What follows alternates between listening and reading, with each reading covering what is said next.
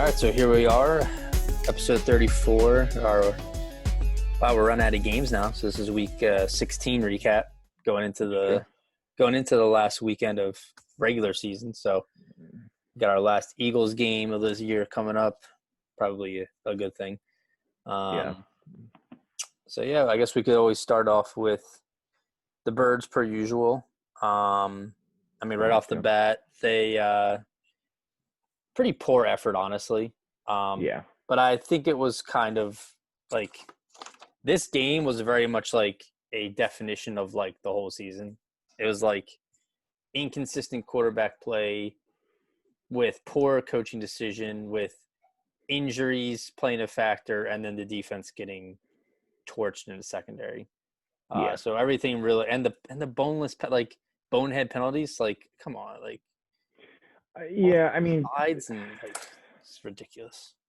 this was a really ugly game, and like I've seen a lot of ugly games this year, but it's just the way they're doing these things. Like, But even the first half was like pretty exciting, and then all of a sudden they're like, "All right, we're just gonna lay down and get kicked."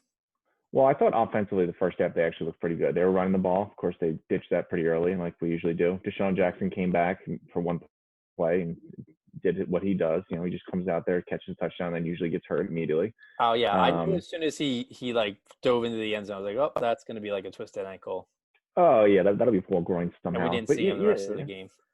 I mean, this guy's made out of glass, and he's over there somersaulting after the one catch he's made all year. Like, come on, act like you've been there before, and like, just understand your situation.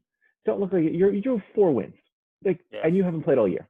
Don't be somersaulting then, and you haven't earned the right to. You look like a jackass, and then you get hurt. You definitely are a jackass. Um, Couple thoughts I thought during the game. Like I said, the offense first half I thought looked okay. Too bad the defense was Swiss cheese the first half. This secondary is garbage. Every single one of them are terrible. Slay's fine. I'm not going to bully him, but they all suck. Like Coleman's awful. Jaquette shouldn't be in the league. Epps shouldn't be in the league. Um, Mills, I don't know what to do with Mills anymore. I've been frustrated with him for years. I've now seen him play 2 different positions. He is what I know he is, and too bad we can't get anyone else better in the secondary to replace him. So we're gonna be stuck with that. The second half is when it really started pissing me off. One, and I'm going to get on Doug on this. Many, many bad issues with Doug. I thought it was pretty obvious the Dallas defense made adjustments at halftime and they changed what they were doing and they played much better. And Hurts struggled. The whole offense struggled. Doug made no adjustments to their adjustments. Going for it on 4-15, I don't care what situation in the game. You can't convince me that was a good decision. And then I lost count on the amount of pre-snap penalties. That is a reflection of coaching. This late in the season, you're in week 16, and we're having what 4 or 5 pre-snap penalties? Are you mm-hmm. kidding me? Mm-hmm. Like I said, keeping with the offense, Hurts first half I thought was fine. Second half he clearly just couldn't. The defense adjusted him, and this Yeah, this is what happens with young quarterbacks. The defenses are going to see what he's been doing, and they're going to learn from it. And now he's got to adjust. And it wasn't a good showing this past game. The turnovers were tough, even though that wasn't a fumble. Those reps are terrible. That was nowhere near a fumble. But the interceptions were pretty bad, especially the one in the end zone when you're driving. Um, it's got me worried. I'm not going to throw up the burn, get rid of him, bench him, bring back Wentz or anything like that. I understand he's a young quarterback, going to live with these things, but you want to see him adjust. I'm curious to see how he looks next week against a better defense after the Cowboys showed on tape how to stop Hurts and this offense. Not that it's very hard. The Eagles do a pretty good job of stopping themselves. Um, yeah, yeah, I mean, listen, most of my venom is lost. At this point, we've now officially entered draft season. And, sometimes it's earlier for other teams, sometimes it's later. But once you're eliminated from the playoffs, it's draft season now. So that's all I'm looking forward to, knowing the Eagles will probably win this last game just to screw over their draft picks because that's what they do. They'll lose the game that would keep their season alive, but then win the game next week when it has absolutely nothing to do for you. yeah. If they lose against Washington on Sunday night, I don't know whose idea was it to flex this to the Sunday night game, but Yeah, why don't you wait until see if the Eagles can win before you flex it? Like, now what do you have? yeah. So I guess Jalen Hurts is a hot topic now, but yeah. So if they lose, they can get anywhere from the 6th overall pick, which is what they have now, up to 3. So in order to get 3, the Bengals, Texans, and Falcons would have to win. or like one of them would have to win for them to move up. And then, as far as I understand, if they win, the most that we can drop back is like 10th or 11th overall. So hopefully they. which would be huge. That's a huge. You got to top 5 is different than top 10, and I Yeah, don't I want mean, Packers in the top 10. I am a little worried that they are going to win because of I don't know who the hell is playing quarterback for Washington because Haskins just got cut, and I don't know if I, Smith's ready to go yet. So I'm kind of rooting that Smith is. I think if Smith can go out there, they can beat us. If it's Brandon Allen, then well, that Allen's opportunity, out for it's the going year to be too. a He's bumpy hurt, ride. so I don't even know who's Oh left. wow. Oh, you're right. You're right. That Minicky guy. We got Minicky, the superstar. How did you not know him? Oh, right. Yeah, But of course. yeah, the one thing about Hurts, I'll just touch on it quickly.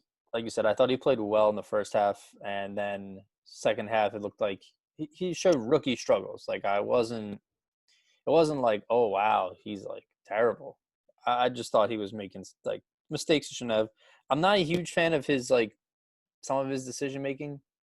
I know we would critique players like Wentz when they try to extend the play when there's nothing there, but I don't really like him like stretching the play out and running all the way to the sideline for like zero point 0.5 yards because A, it puts him in danger of getting hit, and B, it's like you're elongating the play for to get almost no yards. I don't know. I don't really like that decision because I run. He's not because I saw multiple times he could have dumped it to Miles or Ertz when they were right 5 yards in front of him. He just decided to keep it and get like 2 yards. And I'm like, I don't think that's the right move there, but yeah, no, I agree. I'm he'll actually learn glad that you mentioned that. from watching film and Well, you hope. You developing. hope. The one Uh, one one thing I did notice, I just want to piggyback off what you said, was I saw him a couple times rolling out when there was no wide receivers on that side of the field. Like it's like he was kind of just trying to get out of the opposite play pocket. action. It's just like it's it's almost like he's still got that run first mentality. He's like, let me get out of the pocket and I'm going to think of running. But it's like, man, you gotta keep your eyes downfield because that is a very easy thing to stop. Because if you're going to roll out and there's no wide receivers there and they know you're going to run, they're going to collapse on you.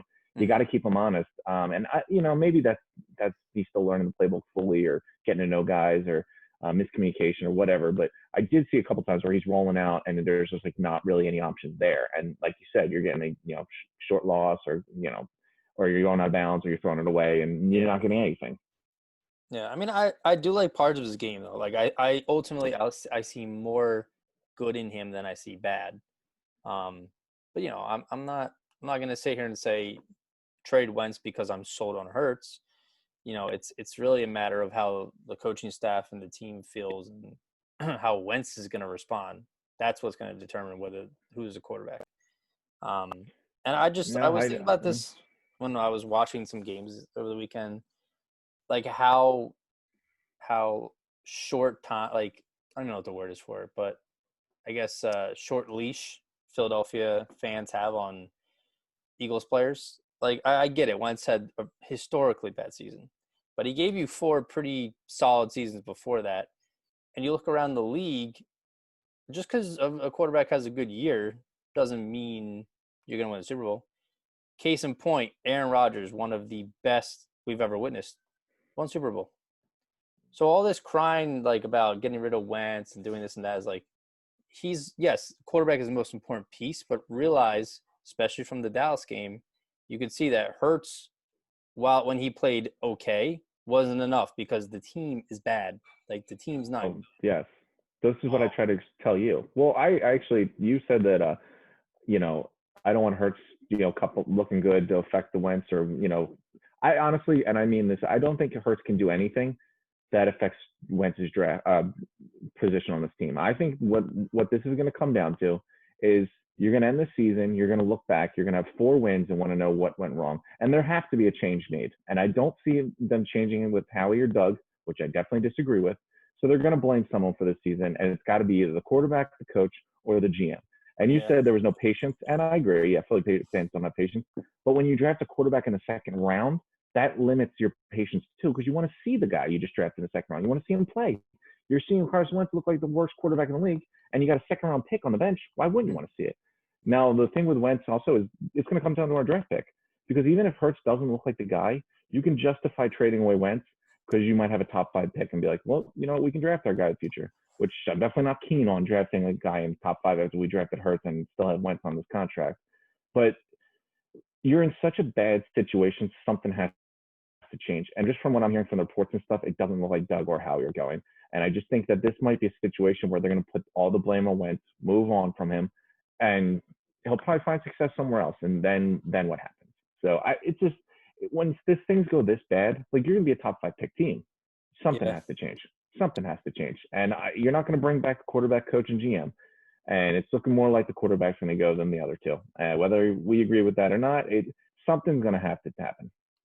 Yeah, I don't want to be like, down on Hurts either, because I've definitely seen like really good, like I've seen him do things that only certain quarterbacks can do. So I see a little bit of a spark. I see a little bit of a high ceiling for him.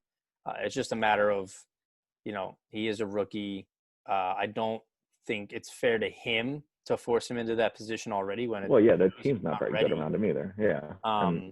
And yeah, he's same thing that Wentz was having. He doesn't have a lot of help around him, and you could see the line was falling apart. Hurts had to make quick decisions or run around, and it's not a good situation. But ultimately, I think they need to decide like what's best for the team going forward. Like if Wentz really isn't a good leader, like some reports are out there saying, and he doesn't improve at all, then yes, move on from him. There's been plenty of times where quarterbacks have changed teams where it didn't work out for a couple of years. Like look at Tannehill, was supposed to be the answer in Miami, just couldn't stay healthy, and now he's doing pretty solid in Tennessee, I'd say. I've seen some pretty good games from him. So now hold on, wait, that goes back to the nightmare I've been saying for weeks now. And I believe you. I think Wentz has the ability to be a Tannehill, go to another team and flourish. Yeah. But who loses in that situation? The Dolphins lost in that situation. They hit rock bottom. They drafted Tua and he looks fine. They're all right. But they had some down years. They were pretty bleak.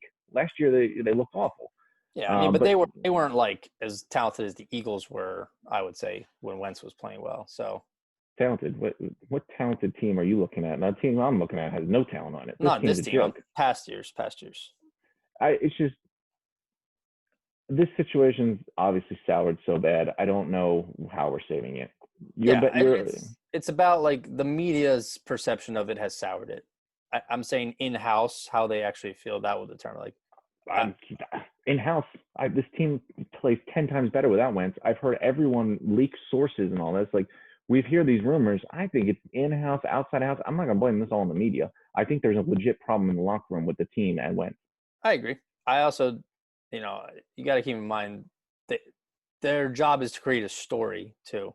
Like apparently Adam Schefter didn't even talk to Wentz or his agent. He just tweeted that out saying, yeah, I think Wentz probably wants to move on. And then everyone was like, oh my God, do you hear what Wentz said? It's like, well, here's my backup to you. Did Wentz ever come out and say, no, I that's not true? I haven't heard him say anything like that. He hasn't been in any press conferences. He hasn't. Oh, I'm sure he could have fired a tweet off or made, if he wanted to talk, someone would have listened. Yeah. Look, I don't want to, we talk, I feel like it's a repeat every episode about this, but I know. Yeah. It's a dire situation. It's awkward. It's uncomfortable for them. And it's, they're both quarterbacks. They both want to start. They both want to compete.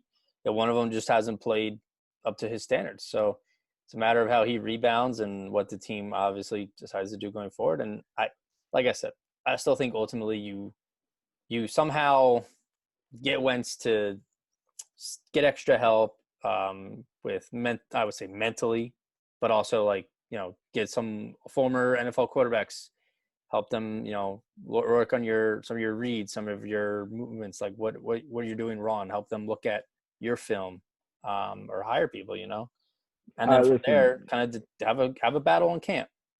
Mm-hmm. And like you said, if Hurts wins, you get Wentz out of here, get rid of that contract. But I don't know how broken the relationship is. I just, from what I see and from what I hear from Doug every game, that Wentz is still his guy. So, no, well, we'll see what happens. I will say in the last thought on the Hurts and Wentz and just the Eagles over and all before. I actually do want to ask you about since now we're in draft season, baby, and that's one thing I do. It was one of my exciting times of the NFL season. I'm all into the draft, and even though we sucked and I suffered through a brutal season, top 5 pick does excite me.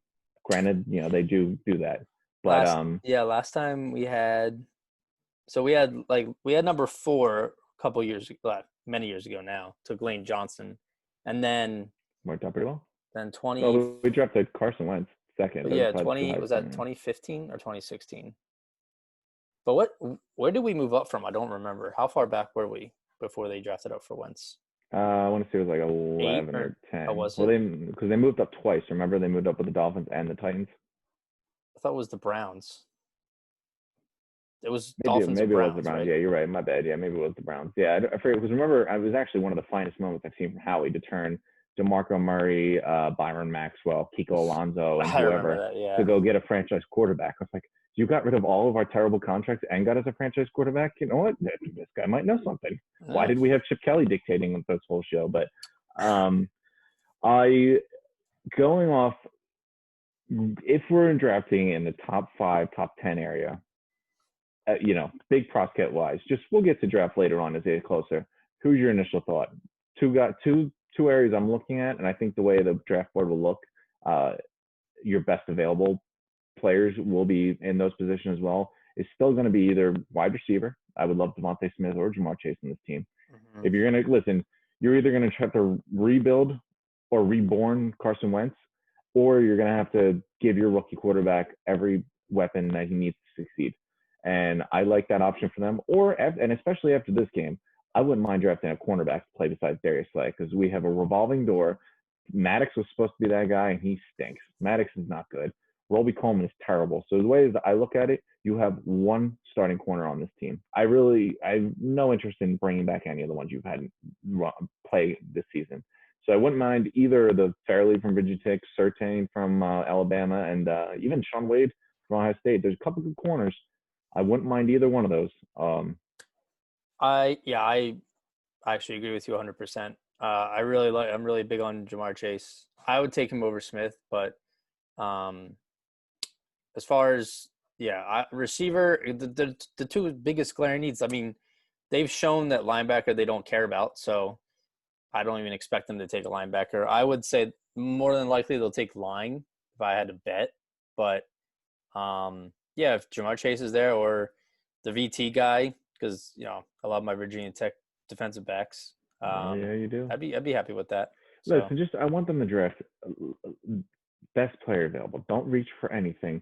Don't go get something. Like, I know Howie loves to do this. I rarely see us ever take the best player available, but it's their best available player.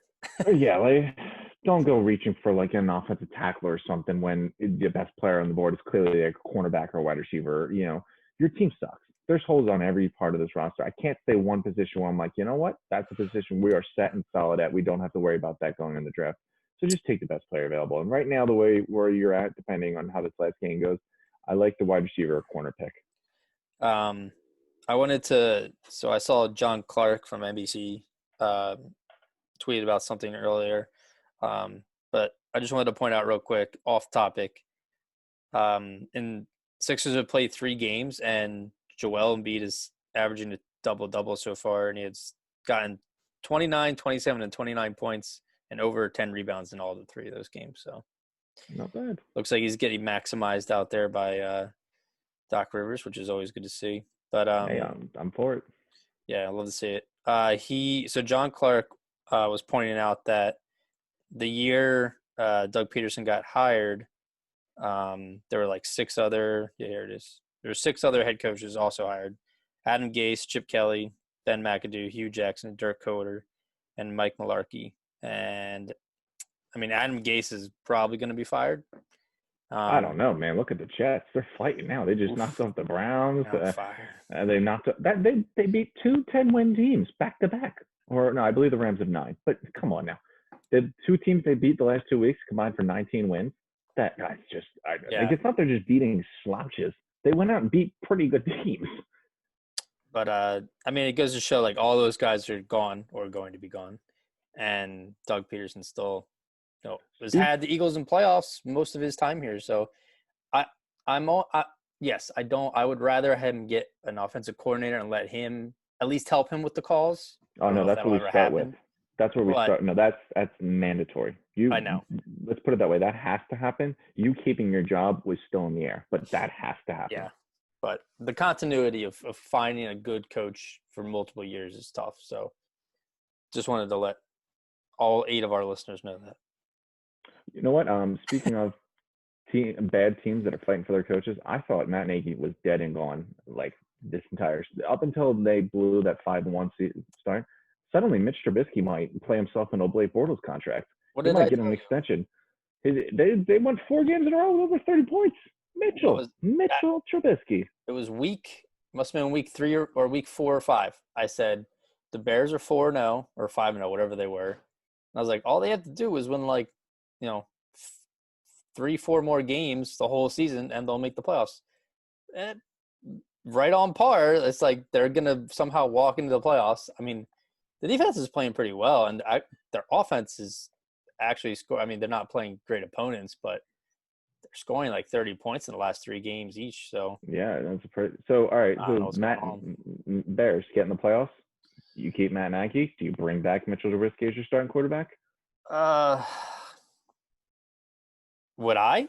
No, but Trubisky is such a weird player because he has games where he like looks pretty. He looks like he could be a capable starter, and then he has games you're like, why is this guy even in the league? Like he couldn't even be a backup. So Yeah. I don't know. I don't like that kind of inconsistency, but He reminds me of Blake Bortles. They were drafted very high, out of let's say non-power schools, but UCF is pretty dominant in football. But we might not have the national recognition that we deserve, but it is what it is. yeah, Both, smacked last week, but yeah, leave it alone. Both clearly rough starts to their career. I mean, Blake took them to the AFC Championship game, or took them, or just rode the incredible defense there. But he worked his way into an extension. Doug Marrone has still got a job with Jacksonville. I have to assume that he's going to fire this year. Yeah. I don't know. Talk about just not caring if you win or lose. Like just sending him out to coach. Like, what are you looking at? Can you imagine though? Like they must have thought there was no way that they were going to be able to get that number 1 pick, and now the Jets might not even have the number 2 pick when all is said and done. I know. But one of the interesting things I told you about, it stinks for the Jets, but you know what? At least you're not the Texans, because the Texans are going to give away 2 top 5 picks in 3 I think the drafts. Dolphins have number 5 right now. Like, how bad is that? Oh my God! Like, and the goal. I was thinking that when the Texans lost to the Bengals, that's a huge game. They could get up to 3. I think. It just how could you have? Most teams don't get top 5 picks, and the Texans managed to trade 2 of them away in 3 years. Unbelievable. That is not much to show horrible. for it either. Nothing to show for it. What do you have? A terrible team that consistently ends up in the top 5 and a fired general manager who made the deals? I mean, I can't blame them. They definitely needed like line help. Like that was their biggest problem with, protecting Watson. So Tunsil was, I think, I don't know if the deal was worth it, but they definitely needed him. Listen, we talked about this when we did the offensive tackle rankings. He's a good player. Don't get me wrong. He's a very good player. Do you need to trade away a second and 2 first-round picks and then give the largest contract in an offensive line history to this guy? Yeah. Like, really? Do you really have to do all that? Like, you can't find anyone else that's like remotely decent with those assets. Like, you can't draft someone that's halfway decent with those picks, or use that money to go sign some free agent. I don't know. Seems like a lot. I don't know. In other news, speaking of some of our stronger teams, so we had the Packers pretty much dominated the Titans in the snow. And then the Bills pretty much dominated the Pats, which is a rare sighting to just see them so bad. Yeah, I know. But hey, I gotta say thank you, Stephon Diggs, helping me win my fantasy championship. Congratulations. Thank you. It was funny.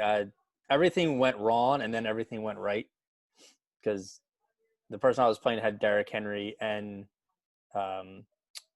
Corey Davis, and Corey Davis didn't catch the ball once, and Henry had 10 points. Because I thought after, what's his name, Mike Evans had 40 points, I was like, well, that's a wrap. Then Stephon Diggs comes down. He's like, oh, I'm going to get 41 points. Yeah. But anyways, yeah. So they look good. Like you said, Jets, I don't know what's gone into them. They want to ride in this win train. Apparently their punter was getting death threats from Jets fans because of like the game when they won the game to break the loss streak. He tackled the punt returner who would have scored. Oh yeah. And now they're all like, "Oh, it's all your fault. We're not going to get Lawrence." But yeah, that is what it is. Any other thoughts of things you noticed over the weekend, or we can go into the a couple surprise games. I don't know how they keep doing it, but man, if I told you that the Atlanta Falcons held the Chiefs to 17 points, like it's really, I mean, of course they lost, and it was in brutal, heartbreaking fashion. Young Ku, the dude doesn't miss all year. Pro Bowler, resurrects his career after being horrific to start. Somehow, in the biggest kick of, I guess, the season, because they haven't really done anything all year. Yeah. And to beat the defending Super Bowl champions, the just steamroll juggernaut of the Chiefs, by far the best team in the NFL, and this guy misses a kick. He's been money all year. Pro Bowler, and just misses. Like, man, like, for the Falcons, I don't think they can ever have moral victories. But you want to say that holding the Chiefs to 17 points and losing by 3 to them is a moral victory, but then you realize how they lost, and you're like, God dang, man, like, I'd move out of Atlanta if that was my team. Yeah. Funny enough, that they kind of impacted. So I normally don't carry 3 defenses on my fantasy team, but I happen to be. That's why you're a champion, right? Because you just carry more defense. 3 defenses, yeah. Yeah, but I had Washington, and I was like, Washington against Russell Wilson. I don't like that too much. And then I had KC versus Atlanta. I was like, oh, it's going to be a shootout. There's no way KC's going to have a good defensive outing. And then I had Miami against the Raiders, and I was like, Dolphins. I'm going to start the Dolphins defense like against Carr, and that'll be good. I think KC had like 6 or 7, and Washington must have had more because the Dolphins had like 1 point. I was like, yeah, just as you think. A couple of things I wanted to touch on. I'll go through really quick with games. Obviously, Seahawks beat the Rams. The Rams put up a very strong 9 points. Jared Goff was terrible. I think the Rams are the true fraud of NFC. I really thought it was the Packers, but here I was very wrong. The Rams are complete frauds. I don't know if you saw the Fitzmagic. That was one of the best endings I've ever seen in a football game in a while. I forgot to talk about that. I think it was Patrick Mahomes tweeted out. He's like, that's the best no-look pass I've ever seen. Honestly, spoiler alert. I was going to put Fitzmagic on the studs list, and even though he only played like a quarter and a half, but man, the money guy was a money. He's so awesome to watch, but he did not make the studs list this week. There's too many good ones, but also in that game, it's great to see former Eagles wide receivers who are just garbage cans in Philly, Nelson Aguilar, Matt Collins out there just dominating. Both of them. Really good to see. Love to see that. Great faith in Doug. Buccaneers just defecated all over Detroit. No issue, but Detroit didn't really have any coaches. So I guess that's what happens when you have. I think Stafford was out, though. Didn't he get hurt or something? You know what? The game was over by like half 2 minutes in. So Brady didn't come out after that half. So he didn't have to. I think he just went home. He was like, we'll be okay. But yeah, they had the guy that sells T-shirts coaching the Lions because all their coaches somehow got COVID and they fired Matt Patricia in the middle of the year. Do you think at one point they ever reached out to Matt Patricia and be like, hey, Matt, sorry, I know we left on bad terms, but we don't have any coaches. What do you do on Saturday? You're free? No, you want to come by? No? Okay. You know how like disrespectful that would be? Hey, you know what? What else? Could you imagine jobs like, hey, man, somebody called out. We need you to come in after they fired you. You'd be like, no, go fuck yourself. Like, you're not go in. Maybe cash one more check. Oh my God. Soft. A couple other games. What were the other games that I saw? I think there was. Then we had the toilet bowl we mentioned a little bit. The Bengals pulled one out against the Texans, just further showing that the Texans are just a complete embarrassment.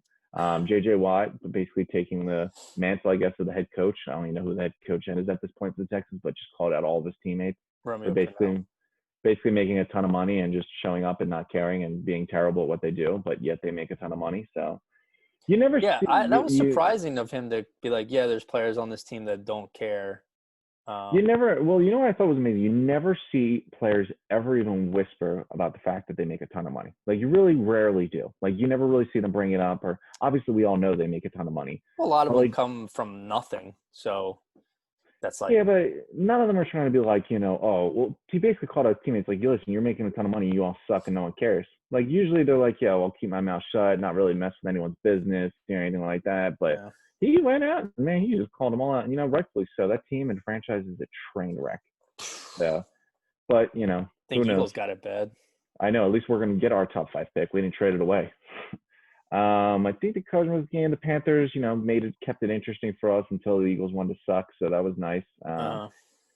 Herbert beat the Broncos. The Giants continue to look like the Giants that we actually thought they were instead of the 3-week period when they were the division winners and the greatest thing since, sliced bread. But I really hope, though, that they beat the Cowboys this weekend because I don't want to see the Cowboys win the East after all that's gone down. I'd rather beat Washington or New York and just because then that it was a weird year. But if Dallas somehow pulls this out, Andy Dalton gets hot and wins a playoff game, I'm going to be pissed.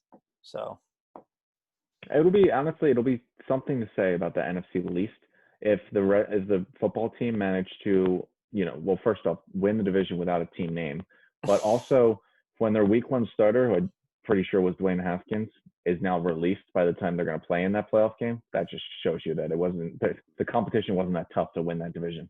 did they say how many different starting quarterbacks were there in the NFC East this year? It was like 11. Oh yeah, it's like 12 or 19 or something Yeah, ridiculous. it was something nuts. But this is what happens when you combine for. I mean, what is the division combined for? Like 20 wins right now, I don't know. No, not even give or take. 5-5. Maybe 5-5. I think it's all. Well, Eagles at 4, right? I don't even Oh know. no, Oh no, it's 6 because I think Cowboys and Giants are 6-10. I think the Washington has a game on them. I think they have 7 wins. I don't know. They all suck. But the last game that you didn't mention yet, Titans or was it Colts were up pretty comfortable. Was it 24-7 on the Steelers, and then Steelers were like, "All right, let's play," and then made a nice comeback. Ran the ball a little bit. Juju made some plays. I know the 2 weak spots. I thought Juju's been terrible all year, and they can't run the ball. But you know what? I said Mike Tomlin, big man. Mike Tomlin was going to get this team not lose 4 in a row. Oh, did yeah. I think they were going to lose 4 in a row in that first half? Yeah, I did. But you know what? They pulled it out in the end. I'll give them that. Still, they're frauds. I don't really see anything coming from them.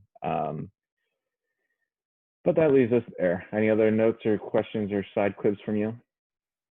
My only question is, who were the duds of the week?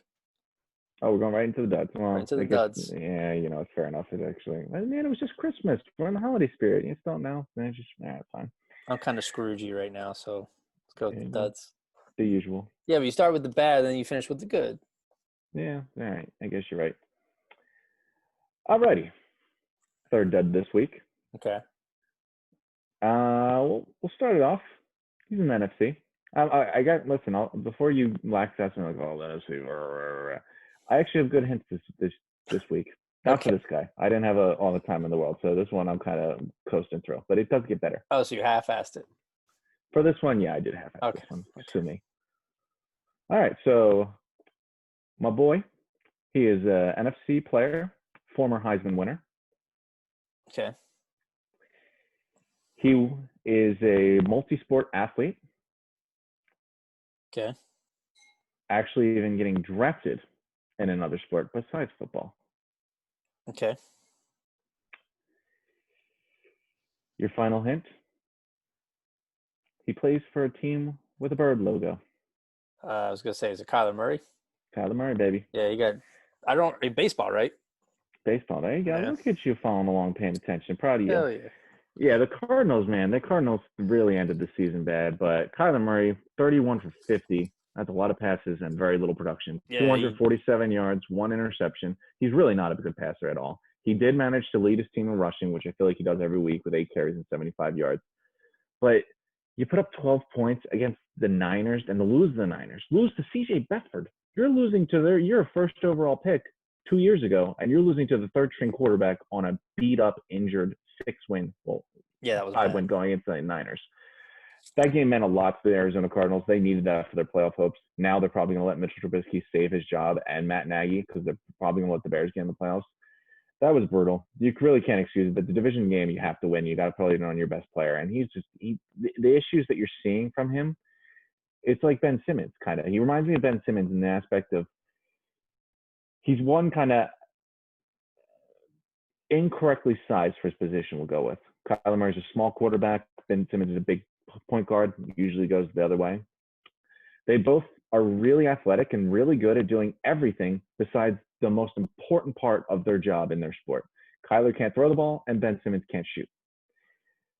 Kyler's throwing ability is going to come back and bite them. And Cliff Kingsbury has not looked like a creative enough play caller to make this work. It looks like they go out there, they come up with a half-assed, offensive system. They throw the ball as many times as possible to DeAndre Hopkins. If he's not playing out of his mind and inhuman, he played like a normal person this week, so it wasn't really anything special. They struggle. And then Kyler runs the ball, and if he's not running for 100 yards, they're not going to win. You put up a very impressive 75 yards, but you also put up 12 points. As a quarterback, if you have 75 yards rushing, I'd expect to see more than 12 points, but this is the Cardinals. I mean, I thought they were a year away anyway, so I'm not surprised by this. I think Kyler's a better passer than you give him credit for, but it's a big issue. I mean, same thing with Hurts. You didn't think Hurts was a very good passer, but I think. Okay, well, relax. Hurts has not proved me wrong yet. He lit up the Cardinals defense. He's one of the worst defenses in the league. He did not look pretty this week. Those interceptions didn't look great. No, but Cardinals play the Rams, and it's winning in, to my knowledge. So, but I don't think what's his name? The quarterback's not starting though for the Rams. Jared Goff? Yeah, I just blanked out on his name. I don't know why. Yeah, Jared Goff's out. He had something with like surgery on his thumb or something. Oh yeah, actually. So some guy I've never heard of is playing. So Cardinals should hopefully take care of business. But I mean, Rams are a run first team anyway. So yeah, Goff didn't look great last week, so it might not be the end of the world if he's not playing. He's been super mediocre his entire career so far. So you're right about that. Alrighty, let's get on to the second dud. Okay. So the second dud. He is a former Ragin' Cajun from the great Louisiana Lafayette powerhouse. Oh, yeah, powerhouse. Where he started his career in college as a wide receiver, then switching to his professional position, defensive back, which he currently plays now. He is the cousin of NBA great Rashard Lewis. He also targeted 9 times, allowed 7 receptions, and gave up 182 yards, which would be more than any receiver had this week. If you just took his production that was given, it was multiple guys against this guy because basically everyone was just torching him because it was like taking candy from a baby. He would have been the leading receiver for the week if you just had one guy playing against this guy all game. Your final hint, because I know those hints were a little too difficult for you because we've upped the ante now. He plays for a team that continues to disappoint you week in and week out. Continues to disappoint me, huh?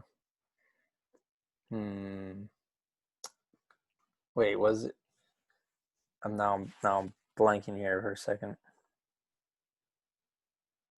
You get a Jeopardy buzzer here? Wait, so the person who torched them, was it Mike Evans? No. Who had 180 yards then? You didn't listen to the question, my guy. Okay. This corner allowed 182 yards. So if it was by one player against him, that player would have led the league in receiving this week. But seeing as multiple people were just having their go at this guy, and there was multiple. Was he not on a team like a couple weeks ago? Probably, yeah. I think he was stocking the shelves. Okay, so yeah, the Jaquette guy, the Eagles corner. There we go. It was funny. People were praising him last week about the Hopkinson. I was like, guys, relax. Like he must have had help over the top or something because there's no way this guy, because he still gave up a lot of yards, and then you just saw against Dallas, he was getting murdered. He was getting torched. I know Michael Gallup had a hell of a game himself just playing on it, but Hell of a CeeDee player, Lamb, but yeah. CeeDee Lamb took his chance, and Amari Cooper was having fun. Like that's why he allowed 182 yards, but it wasn't the one guy. It was basically pick your choice in the Cowboys. But I usually don't like to pick borderline NFL players, which like Michael Jaquet is as the dud because it's basically just easy pickings. But man, I couldn't stop watching this guy getting torched. He made it easy for me. This is embarrassing himself left, right, and center. Couldn't tackle, couldn't cover. I don't even know why he was on the NFL field because I don't know what he was bringing to the table. I kind of felt bad for him because you saw him on the sideline next to Doug because Doug must have walked over to Jim Schwartz and was like, get him the fuck off the field. Oh, yeah. I never see Doug and Jim Schwartz next to each other like that. Well, that's how bad it was. They actually benched the guy in a game that was really not very competitive. And then you moved Jalen Mills over, and he did a much better job. But listen, the bar wasn't set very high there. No. So moving on, Michael Jaquet, our second dud. Our first dud of the week. Hold on, real quick. I keep messing up his name with what was it, Jaquan Jarrett? Do you remember him? Another Eagles bust. Of course. But I just wanted to give you that little nugget. Thanks. Alrighty, so this player, a former first-round pick from just a year ago. Okay. So he's a rookie. He is 2 years ago. I apologize. Okay. He is actually surprisingly tied for the fifth most passing touchdowns in a college season since 1953. Okay. He is one of only 7 players to ever throw for 50 touchdowns in a college season. He also has had the most criticized strip club appearance since Lemon Pepper Lou in the bubble. Dwayne Haskins? You know, it's an easy way to get on the duds list every week. You lose your job, you usually find your way on this list. And my God, man. First off, let me tell you this stat line. We had 14, 28, 154 yards, and 2 beautiful interceptions. Obviously, didn't finish the game, got pulled. First round pick just 2 years ago, and he's already off the team. Couldn't even make it through his full second year. You really got to try. You can't just, teams will not give up on a first round pick. There's too much invested in you. You really got to fuck up and try hard to get released when you're a first round pick. I'm talking damn, I think Justin Blackmon even played 2 seasons. He might have been drunk and high every game he showed up to, but I think he still finished 2 seasons. Just, when the owner goes out of his way, overrules every single person and demands you be the pick, and then you end up not even finishing your second season, man, you really fucked up. Besides the fact that Dwayne Haskins is terrible and he's not very good at football, his just off the field immaturity is just mind-boggling. We talked about it last week, last year when he was high-fiving and dabbing up the fans after he got his first win, but wasn't out there to take the final knee because, he was too busy living it up. Obviously, the maskless strip club incident and then bringing a friend of a friend or whoever it was to the team hotel because he thought that was smart. I guess he didn't know there was a pandemic going on.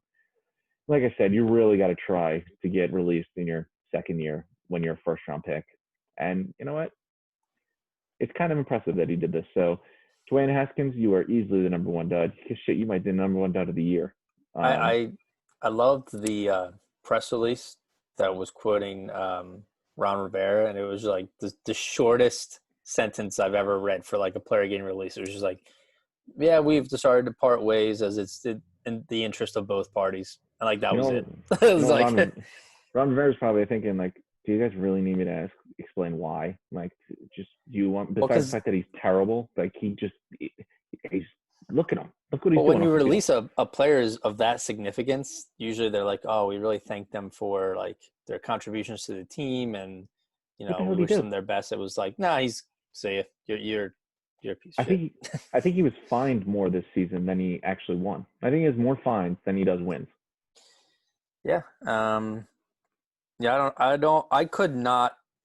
I can't possibly unless he does a complete 180 and changes his character and actually looks good over the off season. I don't see him on an NFL team again, not even as a backup. Who would want that? He'll get a chance. I mean, he'll get it. Listen, he's a first-round pick 2 years removed. The guy's 22. Quarterbacks are always a reach. I never really saw. It's hard to evaluate quarterbacks who are at good schools because I I don't know. He just Yeah, but didn't. no. Hold on. Listen, Haskins is a bum and he's a joke, and it's his immaturity off the field that got him released. He does suck, but that franchise is a train wreck. They have a lot of issues outside of just Dwayne Haskins, and that team did no favors for Dwayne Haskins. But listen, he'll get another chance. He's too young. He's a first-round pick. I even brought up the good college stats.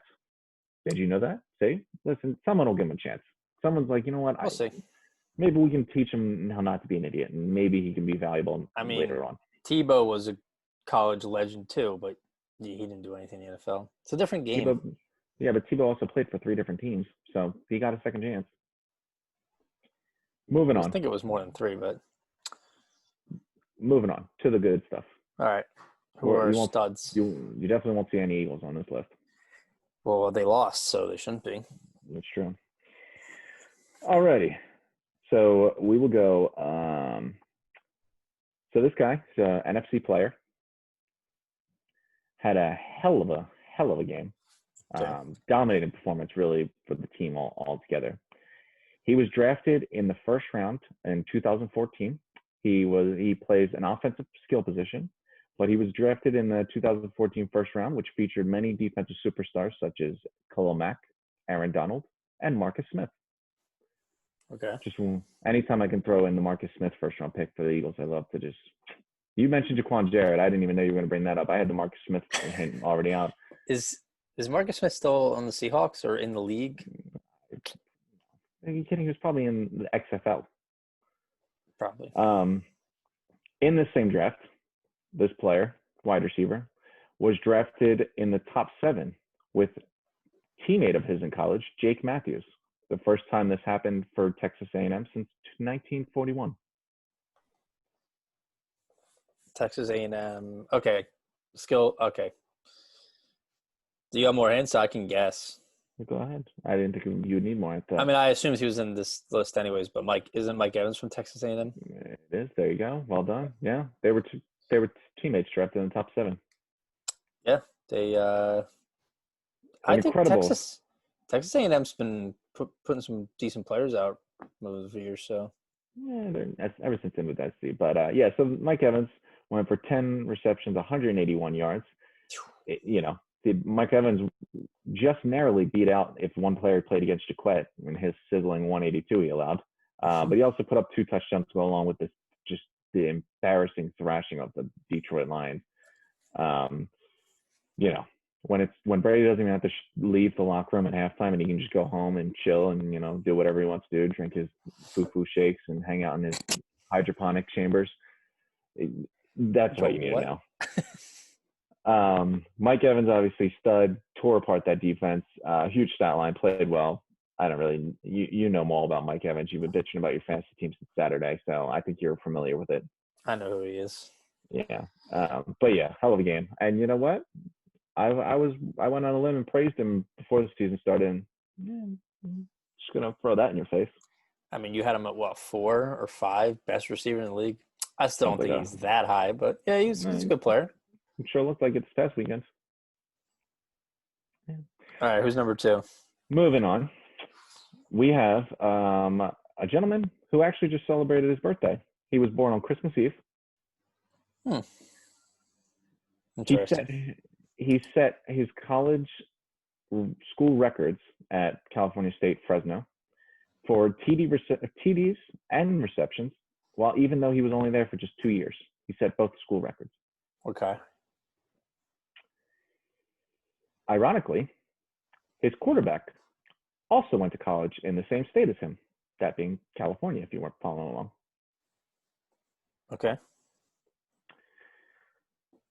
Those are all the hints I have for you, so I'll give you the stat line. He went for a whopping, big old 11 receptions, 142, and didn't throw smack down 3 big boys, 3 tutties right in your face.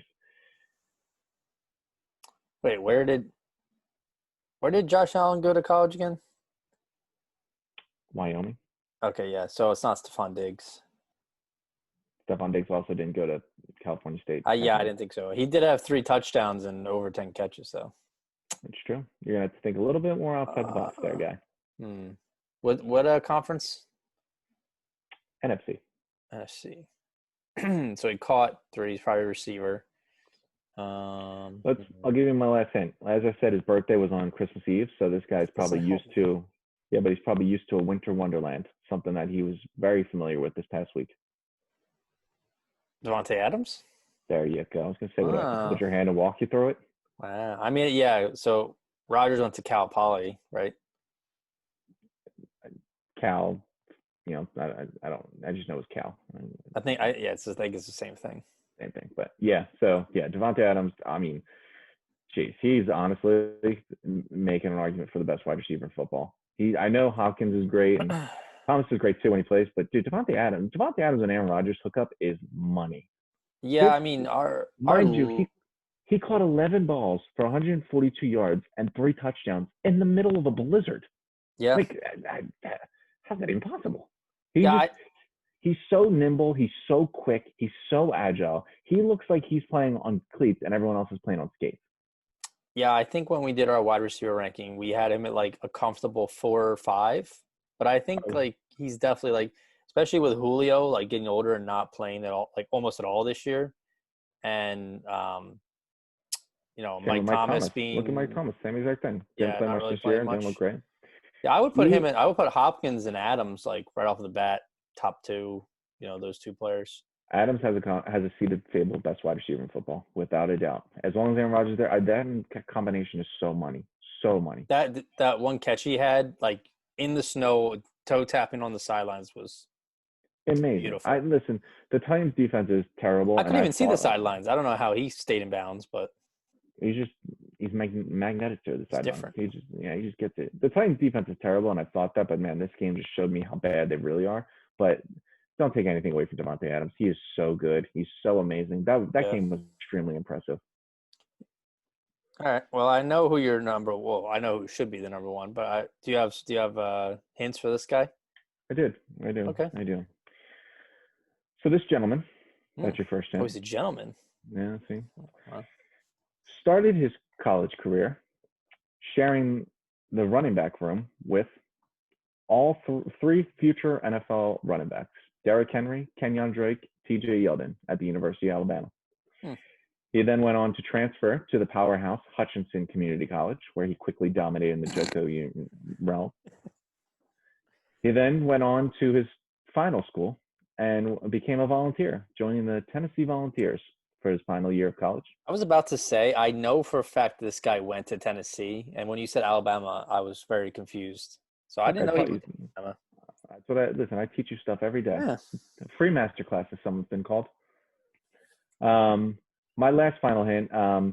He did something statistically that only 4 players have ever done in the history of the NFL, and he's the first gentleman to do this, rushing the ball for all these 6 touchdowns since 1929. So anytime you're doing anything since 1929, you've done something well. Monster. Wasn't the 1929 the same? Wasn't that the Spanish flu or the last pandemic we're in? When you're doing something that only happens once every pandemic, it was right around that. I don't know, maybe 1999. Once every 1929 pandemic, that's not a stat I want to You, hear, but yeah. you're pretty good. So obviously you knew who it was. I knew who my first stud was by the first game of the week. By Thanksgiving dinner. Oh geez, Mike Zimmer went and just he Or ripped Christmas dinner. apart that. Yeah, Mike Zimmer ripped apart that defense. That was a piss poor effort. Alvin Kamara, he continually is looking like the best running back in football, arguably the best offensive player in football. He's just an unstoppable force. He's been an unstoppable force all year. And you know what's amazing? Michael Thomas, Drew Brees, they both miss a lot of time. And Alvin Kamara has been the steady force that has kept the Saints the powerhouse that they have been this year. Don't get me wrong. That offensive line is incredible. And we had a lot of them in our offensive line rankings when we started this season. I know in particular, I saw one highlight. I think it was in the red zone. I couldn't tell you which touchdown it was. I lost count after 4 for Kamara. But Taron Armstead just pushed someone back 5 yards and then just sat on him and just sent him back to the Stone Age or wherever the hell he was coming from. His ancestors felt that one in the grave. The guy just bullied him. He looked like he was blocking me out there. If I went against Taron Armstead, I would assume that a similar reaction would happen. Yeah, I just remember I forgot the game was on because I was like, Christmas. And someone texted me, they're like, wow, Alvin Kamara is going off. And I was like, oh, I forgot. Like, let me put the game on. And I was like, it's only the second quarter. And I was like, yeah, Jesus Christ. 3 touchdowns and a half. But I'll Well, say it was weird that when God, I'm really blanking on quarterback names today. Must be the weather. The backup quarterback who was playing for Drew Brees, the speedy Taysom Hill. guy. Taysom Hill? Hill. Yeah, Taysom Yeah. Hill. I was gonna say Tatum or I don't know. Taysom Hill. It was weird that when he was playing, like Kamara, his stats kind of dipped a bit, and then as soon as Breeze came back, all of a sudden Kamara's like scoring 6 touchdowns. I don't know. It was kind of odd to me, but Well, I mean, let's first off, I Drew mean, it's Brees a is a much different better offense, obviously, quarterback. that you would Yeah. run with them. But Well, Taysom Hill obviously runs the ball when he's playing, and Drew Brees is I a much better quarterback than Taysom Hill is. just thought it was interesting. Yeah, yeah. I actually, it's funny because I was like looking through my notes and I was watching the game and I was like, oh my God, Kamara has 3 touchdowns and a half. Like this is gonna be easy, number one stud. And like I thought that was impressive. That was my lead into this. And then I watched the rest of the game. I was like, wait a minute, he just had 3 more touchdowns and a half. This guy's amazing. Yeah, But Alvin Kamara, first stud, guy was amazing. That's your yeah, studs and duds for the week. yeah. He's having probably his best year, and we were saying how we thought his like first 2 years in the league were really good, and then like lately he's been kind of up and down, but completely playing out of his mind this year. So Yeah. with that, let's say we can go into our power rankings. Mm-hmm. So this is our week 17 power rankings. So after this, we'll do a final top 10 after all week 17 games conclude, and then I mean honestly, next week we'll probably just talk mostly playoffs, depending on what happens. But We our can week yell at the Eagles 17, yeah, yeah, one more time. our week 17 power rankings. We'll start off number 10 this time instead of going at the beginning. So we have the Ravens coming back into our top 10. Well deserved. They've been playing a lot better lately. Mm-hmm. So they're not in the playoffs yet, but they're definitely, making their push. So it'll be a super interesting Sunday. Hey, I'll tell you, tale of two teams. Look at how much better the Ravens are playing now, and look how bad the Steelers have played. Yeah. Then at 9, we have the Titans, who again have shown that they can beat down on teams, and then also have shown that they can get beat up by teams. So they're kind of weird to figure out. But they showed last year that they're pretty good playoff team. So we'll see what happens. Then number 8, we have the Browns, who lost to the Jets. I mean, they were missing quite a few players because of COVID. It's not an excuse. I mean, you should still be able to beat a 1-win team, but not going to drop them too far back. I still think they're a good team when players aren't being held out for precautionary reasons. Yeah. Number 7, we have the Steelers moving up a bit. They looked better. They're definitely a playoff team. They just haven't been performing up to their capabilities. I mean, Big Ben is kind of old. I don't know how much people really expect from him. And then number 6, we got the Bucks. I still think they're underperforming on the year, but they're winning games and they're scoring a lot of points. So what more can you do? I mean, they play the Lions without a coaching staff, so. Yeah. Number 5, the Seahawks. They just clinched their NFC West, so they'll be in the playoffs again. And Russ is good in the playoffs, so hopefully they can make a nice little run there. And then number 4, we have the Saints. Like we said, Alvin Kamara scoring 6 touchdowns is pretty remarkable, and they have some pretty remarkable players almost everywhere. I mean, even their defense is pretty loaded, so Yeah. they'll be a threat to the Packers, who are our number 3 team. Like you just said, Devontae Adams and Rodgers is hell of a tandem. So they're going to be tough to defend, and he's probably got a sour taste in his mouth because he's got probably a better team, I'd say, this year than he did last year, and they lost in the NFC Championship game. So number 2, we got the Bills, who Josh Allen is playing so well. Great. Him and Stephon Diggs have such a connection. Like he'll be scrambling and he'll just be like, I think he's over there somewhere. Just toss it. Yeah. All faith. They play like a team, and I'm happy for Sean McDermott.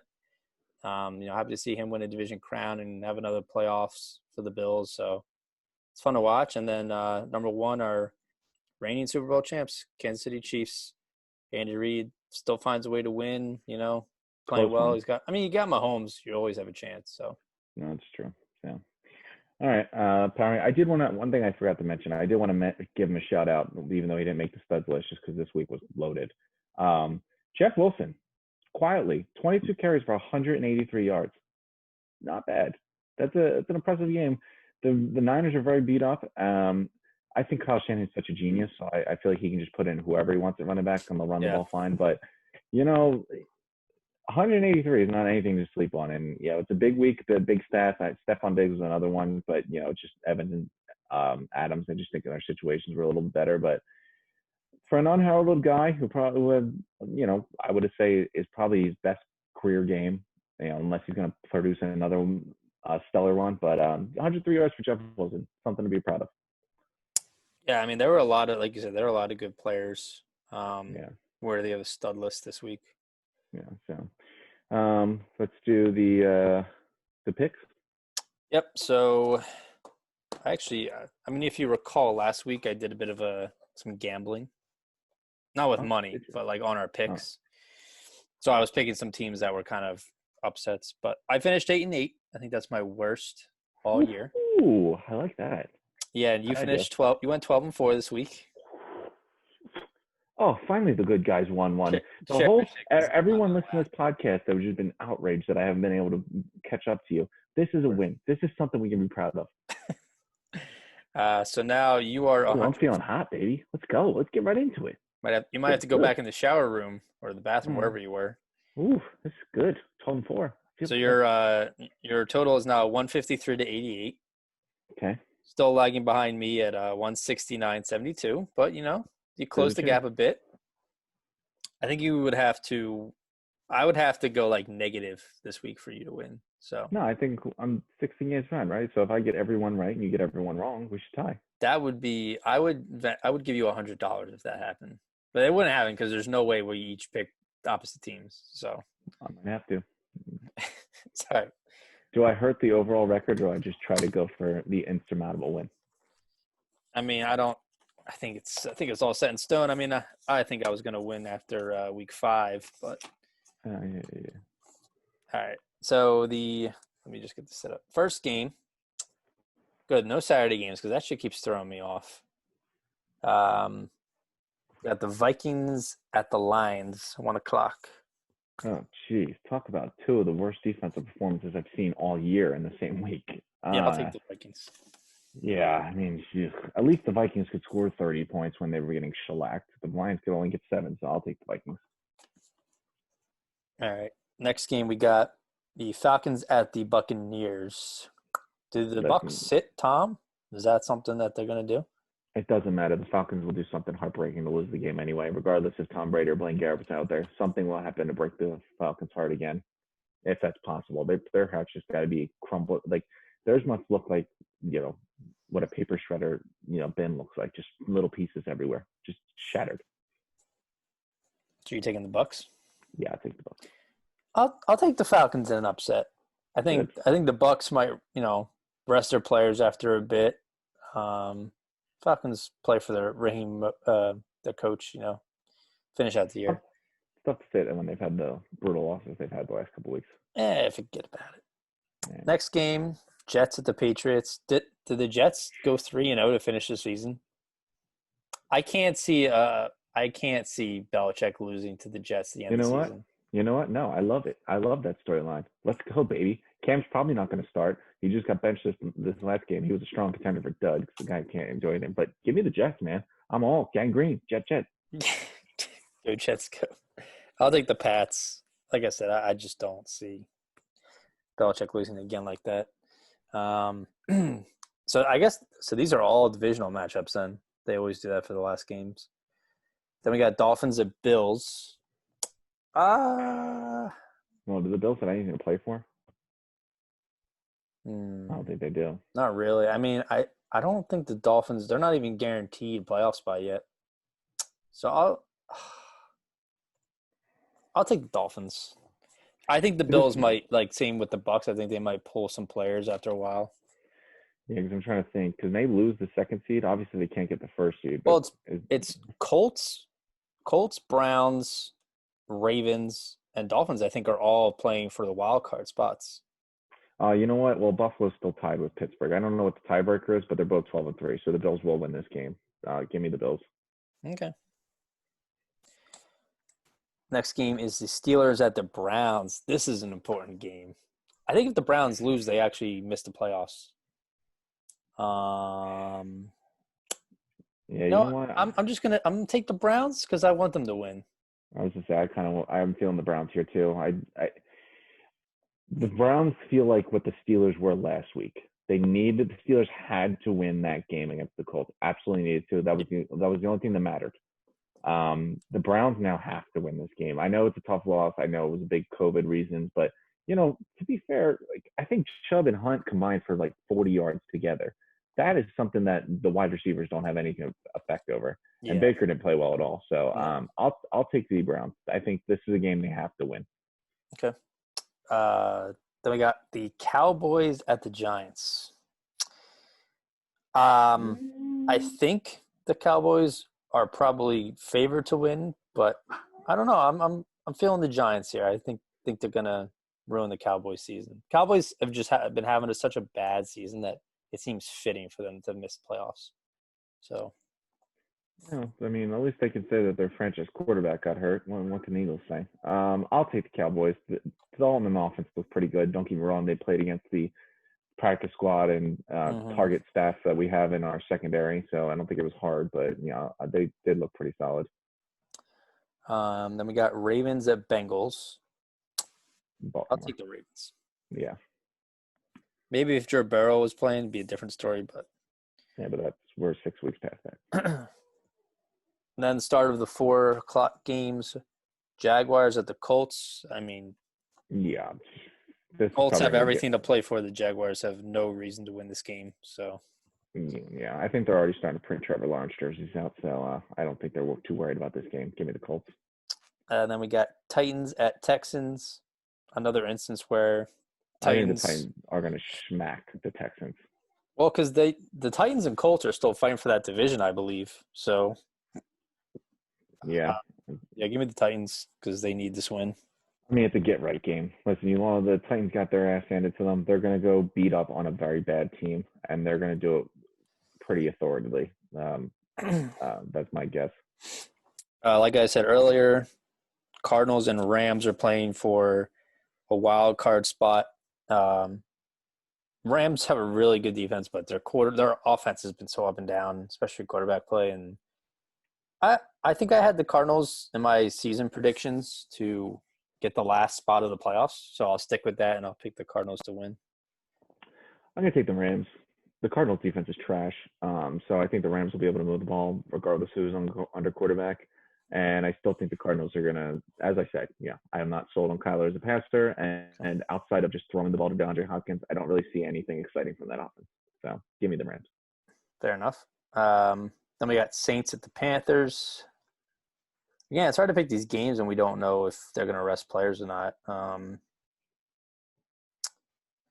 I think the Packers have that number one seed locked up, to my knowledge.